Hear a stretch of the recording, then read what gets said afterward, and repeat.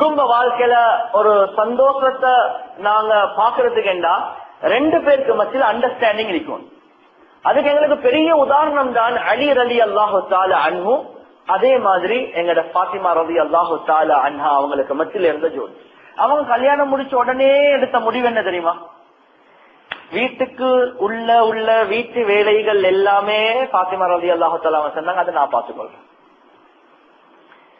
அலி ரலியல்லாஹு தஆலா அன்ஹு சொன்னாங்க, வீட்டுக்கு வெளியே உள்ள எல்லா பொறுப்புகள், வீட்டுக்கு வெளியே என்ன சம்பாதிக்கிற விஷயங்கள் எல்லாம் நான் பார்த்துக்கொள்றேன். இப்ப இந்த காலத்துல பொறுத்த வகையில இல்ல, நான் சொல்றேன், அந்த காலத்துல பொறுத்த வகையில வீட்டுக்குள்ள வேலை என்று வரக்கூடிய நேரத்துல அந்த வீட்டுக்கு தண்ணி எடுத்து கொண்டு வாரது பெண்கள் தான் செஞ்சாங்க. ஃபாத்திமா ரலியல்லாஹு தஆலா அன்ஹா எவ்வளவு கஷ்டப்பட்டாங்க. அவங்க அப்படியே ஷோல்டர்ஸ்ல ஒரு ப்ளூ கலர் மாஸ்க், ஏன் தண்ணிய தூக்கி கொண்டு வந்து பட்டி தூக்கி கொண்டு வந்து மாஸ்க் நின்றுச்சு.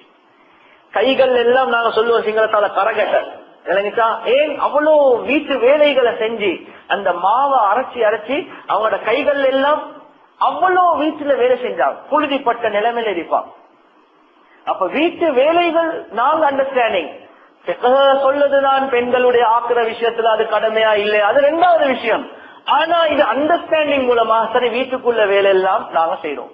ஒரு கட்டம் வரும், நீங்க தெரிய வருவீங்க, என்ன வீட்டுல ஆக்குறது கணவனுடைய மனைவியுடைய கடமை இல்ல. சரி, இதை நீங்க விளங்கினீங்கன்னு வைப்போமே. ஆனா கண்ணியத்துக்குரிய தாய்மார்களே சகோதரிகளே நன்றாக விளங்கிக் கொள்ளுவோம். இது உலமாக்கள் பயான்க செய்வாங்க தான். கடமை என்று வரக்கொள்ள அது ரெண்டு வகையாக தெரியும். ஒன்று வந்து கவான், அது கடமை இல்ல, ஆனா தியானத்தன் அது கடமையாக இருக்கும். அதுக்கு ஆங்கிலத்துல சொல்லுவாங்க moral obligation, legal obligation. moral obligation என்று சொன்னா பண்பாடு என்ற அமைப்புல பார்த்தா இது எங்களுக்கு கடமை தான். லீகல் கோர்ட்ஸுக்கு போயிட்டு நாங்க பேசி யாரு வெற்றி என்று பார்த்தா நீங்க தான் வெற்றுவீங்க. இமாம் ஷாஃபி ரஹ்மத்துல்லாஹி அவங்க எழுதுறாங்க, ஒரு கணவன் சொல்றார், பாருங்களே என் மனைவி எனக்கு ஆக்கித்தாரா இல்ல என்ற கேஸ் போட்டா அந்த கேஸ்ல மாப்பிள்ள தோப்பார். ஏன்? அவருக்கு அது கடமை இல்ல. கடமை இல்ல எப்படி? கோர்ட்ஸுக்கு முன்னால கவான் லீகலி பார்த்தா அவருக்கு கடமை இல்லை, ஆனா மோரலி அஹ்லாக் ரீதியில பார்த்தா அவருக்கு அது கடமை. எனவே கணவனுடைய மஹப்பத்தை பெற்றுக்கொண்டாதான், கணவனுடைய பொருத்தத்தை பெற்றுக்கொண்டாதான் உங்களுக்கு சொர்க்கம் கிடைக்கும் என்று இருக்கிறேன்டா. கோச்சுக்கு கொண்டு போங்களே பாப்போமே யாரு வெத்துவோம் என்று நீங்க இருந்தா கோச்சுல நீங்க வெத்துருவீங்க. ஆனா மாப்பிள்ளைக்கு முன்னால நீங்க தோல்வி அடைஞ்சிட்டீங்கடா, அல்லாஹ்க்கு முன்னால நீங்க தோல்வி.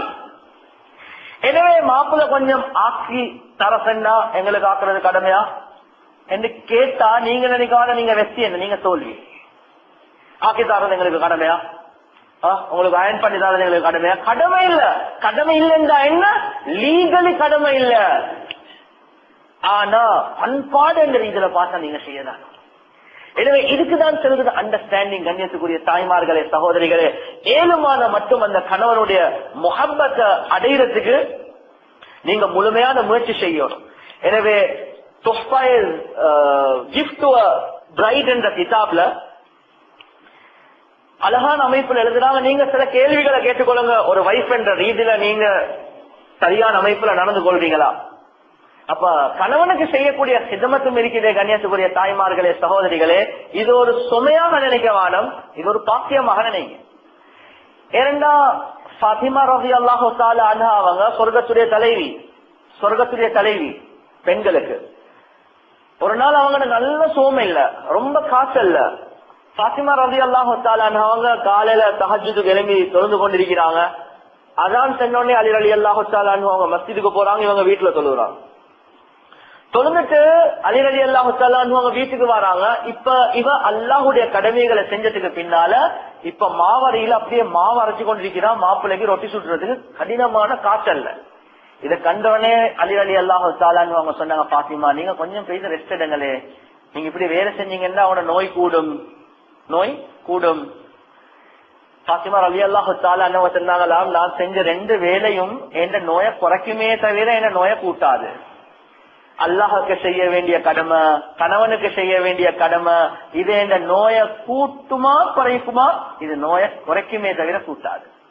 அதுக்கு பின்னால சொன்னாங்க, இந்த ரெண்டு கடமைகளை செய்யக்கூடிய நேரத்துல ஒன்றோ அல்லாத கடமை அல்லது கணவனுக்குரிய கடமைகளை செய்யக்கூடிய நேரத்துல ஒரு பெண்ணுக்கு மவுத்து வந்தாலும் என்ன, அத போல ஒரு சிறந்த மவுத்து இருக்குதா என்ன கேட்டா, கணவனுக்கு செய்த ஹிதுமத் இருக்குதே விளங்கிச்சா. இந்த நேரம் என்னப்பா அலட்டி இருக்கிறீங்க சொல்லவான, இது உங்களுக்கு பாக்கியம்.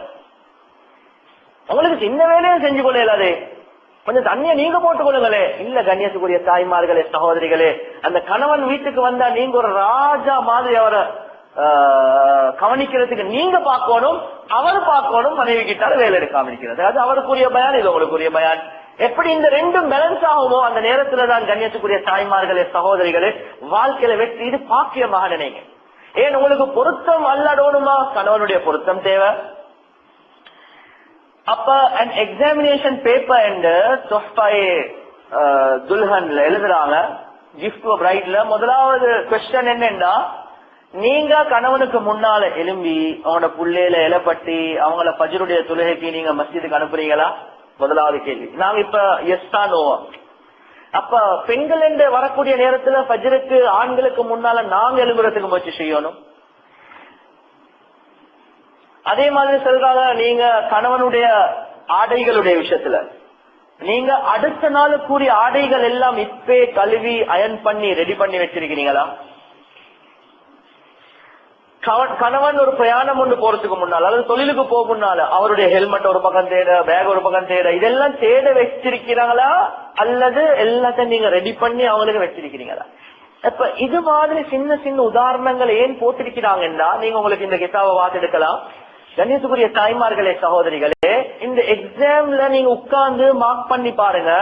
இந்த எக்ஸாம்ல உங்களுக்கு பாஸ் மார்க்ஸ் கிடைக்கலாட்டி நீங்க நினைச்சுக்கொள்ளுங்க, எங்களோட வாழ்க்கையில பிரச்சனை வர்றதுக்கு காரணம் இதுதான். எனவே நாங்க குடும்ப வாழ்க்கை ஒன்று வாழக்கூடிய நேரத்துல முதலாவது அல்லாஹுடைய கடமைகளையும் பார்க்கணும், கணவனுடைய கடமைகளையும் பார்க்கணும். இந்த ரெண்டையும் நாங்க நிறைவேற்றினோம் என்று அல்லாஹ் சுப்ஹானஹு வ தஆலா ஒரு நிம்மதியான வாழ்க்கையை தருவார். அதே மாதிரி ஷரீஅத்துடைய பக்கத்துல எங்களுக்கு என்னென்ன கடமைகள் அல்லாஹ் வச்சிருக்கிறானோ இந்த நேரத்துல நாங்க பார்க்கணும். கணவனுக்கு இதாத் செய்யற நேரத்துல கணவன் ஷரியத்துக்கு மாற்றமான ஒரு விஷயத்த சென்னா, பர்தா போட வானம் என்று சொன்னா இந்த நேரத்துல இதாத் செய்யணும் என்றது வாஜிப் இல்ல, வாஜிப் இல்ல.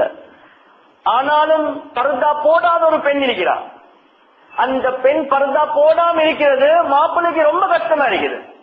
அவர் சொல்றார் போடுங்களே.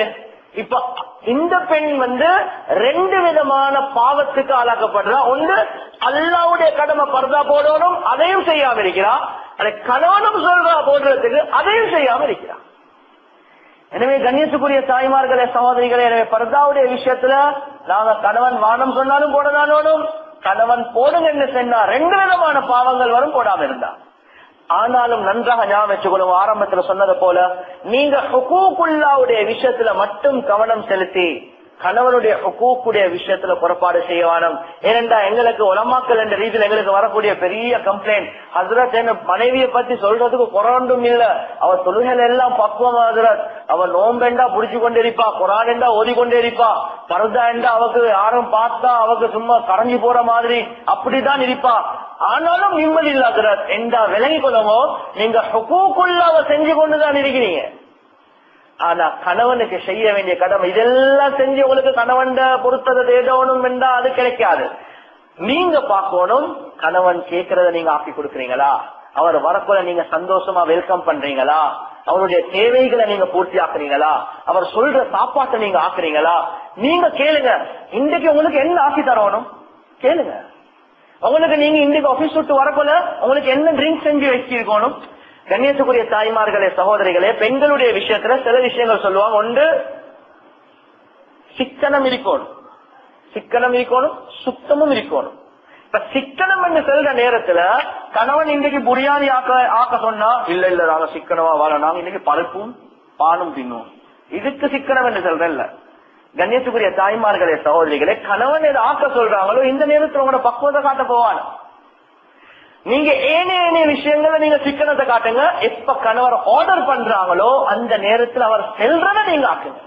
அசல் நீங்க கேட்கணும், உங்களுக்கு இன்றைக்கு என்ன ஓணும், உங்களுக்கு என்ன ஓணும், சாப்பாட்டுக்கு என்ன ஓணும், டெசர்ட்டுக்கு என்ன ஓணும். கண்ணியத்துக்குரிய தாய்மார்களே சகோதரிகளே, எப்படி நீங்க தஹஜ்ஜுடைய விஷயத்துல கவனம் செலுத்துறீங்களோ குர்ஆன் எவ்வளவு ஓதணும் என்று கவனம் செலுத்துறீங்களோ, கணேசுக்குரிய தாய்மார்களே சகோதரிகளே, தஸ்பீஹாத்துடைய விஷயத்துல கவனம் செலுத்துறீங்களோ, நோம்புடைய விஷயத்துல கவனம் செலுத்துறீங்களோ, அதே மாதிரி கணவனுடைய சாப்பாட்டுடைய விஷயத்துல அவருடைய மஹப்பத்தை பெற்றுக்கொள்ள பாருங்க. அதே மாதிரி அவர் எதை விரும்புறாரோ, நான் என்ன கலர், உங்களுக்கு விருப்பமான கலரை கேளு, மாலையில வரக்குள்ள அந்த கலர் கொடுத்து கொண்டிருங்க. உங்களுக்காக வேண்டிதான் நான் இன்றைக்கு இந்த அமைப்பில் இருக்கிறேன். கண்ணியத்துக்குரிய தாய்மார்களே சகோதரிகளே, எனவே மிச்சம் எங்களுக்கு கம்ப்ளைண்ட் வாரம் எப்படி ஹுகூக்குள்ளால அவ அவுலியா, அவ அடிக்கிறதுக்கு யாரும் இல்ல, அவ இந்த காலத்துக்குரிய ராபியா பசரியா. ஆனா ராபியா பசரியாவும் அப்படி இருக்கிறது. அவங்க கேட்டா சொல்ல, நாங்க ராபியா பசரியாவை டார்கெட்டா வச்சுதான் எங்க அமல்களை செஞ்சு கொண்டு போறோம். ராபியா பசரியாவை பத்தி கிதாப்ல என்ன வந்திருக்குதுண்டா, அவ தஹஜ்ஜுக்கு எழும்பின உடனே என்ன கேட்கிற கேள்வி, இரவுல படுக்கக்கூடிய நேரத்துல கேட்கிற கேள்வி, கணவன் கிட்ட கேட்பாங்க, உங்களுக்கு ஏதாவது ஒரு தேவை இருக்குதா, தேவை இல்ல என்று சென்னதுக்கு பிறகுதான் அவன் முசல்லா விதிப்பான். எனவே நான் ஆரம்பத்துல சொன்னது போல புகஹாக்கள் எந்த அளவுக்கு எழுதுறாங்கன்னா, நீங்க பர்லான தொழுகைய தொழுந்ததுக்கு பின்னால சலாம் கொடுத்துட்டு தஸ்பீஹ் செய்யறதுக்கு முன்னால சுன்னத் 2 ரகாத் தொழுறதுக்கு முன்னால மாப்பிள்ளை கிட்ட கேளுங்க, நான் தொழவா உங்ககிட்ட வந்து உட்காரம். அந்த அளவுக்கு ஷரியத்தை உங்களுக்கு சொல்லிருக்குதுன்னா கண்ணியத்துக்குரிய தாய்மார்களே சகோதரிகளே, இந்த நேரத்துல நீங்க ஹுகூக்குல்லா ஹுகூக்குல் இபாத், கணவனுடைய ஹுகூக்குடைய விஷயத்திலையும் கவனம் செலுத்தணும், அல்லாஹ்வுடைய ஹுகூக்குடைய விஷயத்திலும் கவனம் செலுத்தணும். எப்ப இந்த ரெண்டும் பேலன்ஸாக பேசு நீங்க மௌத்தாகினா, கணவன் பொருத்தம் கிடைச்ச நிலைமையில மௌத்தாகுவீங்களோ, அந்த நேரத்துல ஹதீஸ் என்ன சொல்லுது, உங்களுக்கு சொர்க்கம் வாஜி. அப்ப இந்த நேரம் நாங்க இவ்வளவு எல்லாம் பேசுறது காரணம் என்னன்னா, நாங்க செல்ல தேவையில்லை, இன்றைக்கு எல்லாம் வீட்டுக்கு போனோடனே மாப்பிள்ளை கிட்ட மன்னிப்பு கேளுங்க, இதுக்கு அப்புறம் நான் தவறு செஞ்சிருந்தா என்னைய மன்னிச்சு கொள்ளுங்க, கைய பிடிச்சி ஹாதிஹி யதி பியதிக் லா ததஹிலு பிஹம்ரின் ஹத்தா தரதா, இது உங்களுடைய கையை பிடிச்சிட்டேன், எங்க கண்களுக்கு நான் நிம்மதியான ஒரு தூக்கத்தை தர மாட்டேன் நீங்க எங்களை மன்னிக்காத வரை. இததான் நாங்க எதிர்பார்க்கிறோம். இதுக்கு அப்புறம் மாமா மாமியுடைய விஷயத்துல நீங்க பிரச்சனை போட்டிருந்தா நீங்க செல்லோடும், மாமா மாமிக்கு தாராளமா செலவழிங்க. ஏனென்று எங்களுக்கு வார கம்ப்ளைண்ட். கண்ணியத்துக்குரிய தாய்மார்களே சகோதரிகளே, நாங்க ஹஸ்பண்ட் சொல்லுவார், எங்க உம்மா பாப்பாவை நான் தானே பார்க்கணும். நன்றாக விளங்கிக் கொள்ளுங்க பெரியோர்களே சகோதரிகளே தாய்மார்களே. கிதாப்ல எழுதுறாங்க, ஒரு பெண்ணை கல்யாணம் முடிச்சு கொடுத்ததுக்கு போறோம், அந்த ஆண் மட்டும்தான் அந்த குடும்பத்தில் ஆண் என்று வைப்போமே, விளங்கிச்சா, அடுத்தது எல்லாம் பெண் பிள்ளைகள். உம்மா பாக்குறது, வாப்பா இல்லைன்னு வச்சா அந்த தங்கச்சிமார்களை கல்யாணம் முடிச்சு கொடுக்கறது, தாய பாக்குறது. இப்ப இது அந்த இருக்கக்கூடிய ஒரு மகன் செய்யணுமா இல்லையா? வந்த மனைவி இதுக்கு உதவியாக இருக்காம அவவும் என்னைய மட்டும் பாருங்க, உங்களோட உம்மா பார்க்க வேணும், உங்களோட தங்கச்சிய பார்க்க வேணும் என்று சொன்னா இந்த கணவன் எவ்வளவு பெரிய கஷ்டத்துல விடுவார். கண்ணியத்துக்குரிய தாய்மார்களே சகோதரிகளே, கடைசியா ஒரு ஹதீஸ சொல்லி நான் முடிக்கிறேன். ஆயிஷா ரலியல்லாஹு தஆலா அன்ஹா அவங்க கேக்குறாங்க, யா ரசூலல்லாஹ், ஒரு கணவன் அதிகமாக அவருக்கு இருக்க, ஒரு பெண் உடைய அதிகமான ஹக்கு யாரின் மீது இருக்குது யா ரசூலல்லாஹ்? நபி அவங்க சொன்னாங்க, கணவனின் மீது. அதுக்கு பின்னால 2வது கேட்டாங்க கேள்வி, யா ரசூலல்லாஹ், ஒரு ஆணுக்கு அதிகமான கடமைகள் யாரின் மீது இருக்குது யா ரசூலல்லாஹ்? சொன்னாங்க, தாயின் மீது. எனவே அந்த கணவனை நீங்க கஷ்டத்துல போடவான. உங்களுக்கு சொர்க்கம் இருக்குது, மாப்ப கடி பண்ணிடுறது இல்ல, மாப்பிள்ள கடி பண்ணிடுறது இல்ல. ஆனா கணவனுடைய சொர்க்கமுடைய விஷயம் இருக்குதே, அவருடைய ஹக்குடைய விஷயம் இருக்குதே, நபி அவங்க சொன்னாங்க, உம்மட உள்ளக்க. எனவே நீங்க உங்களோட கணவர் சொர்க்கம் போகணும் என்று விரும்புறீங்கன்னா நீங்க கொஞ்சம் உங்களோட சேவைகளை சுருக்கி உங்களோட உம்மா பாத்துக்கொள்ளுங்க, உங்களோட குடும்பத்தை கொஞ்சம் பாத்துக்கொள்ளுங்க. நீங்க தான் மூத்த புள்ள, நீங்க விட்டீங்கன்னா பாருங்க அடுத்த சகோதரர்கள் அவங்க கணக்கெடுக்கிறாங்க இல்ல. ஆனா நீங்க அப்படி இருக்க வேணும், நீங்க கவனம் செலுத்துங்க. செல்ற ஒவ்வொரு வார்த்தையும் இருக்குது, இது உங்களோட குடும்ப வாழ்க்கையை சீராக்கும். அவங்க மாமா மாமி வஃபாத் ஆகினதுக்கு பின்னால உங்களோட பிள்ளைகள் நல்லா ஞாபகம் வச்சுக்கொள்ளுங்க, ஒரு காலம் நீங்களும் மாமா மாமி ஆகதான் போறீங்க. நீங்க எப்படி நடந்து கொள்றீங்களோ